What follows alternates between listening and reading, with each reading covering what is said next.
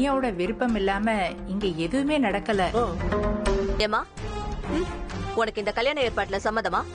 ஆமான்னு சொல்லுமா. தைரியமா சொல்லு. இங்க ஒரு கட்டாய கல்யாணம் நடக்க போகுதுன்னு உங்களுக்கு போன் பண்ணதே நான் தான்.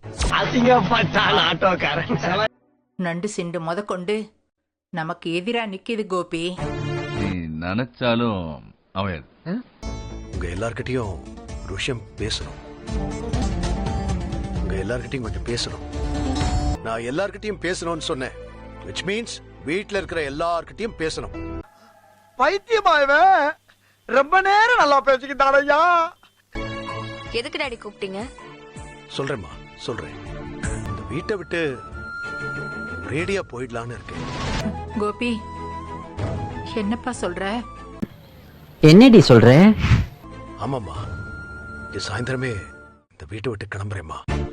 அது அவ்வளவுதான், டைம் முடிஞ்சது, வா.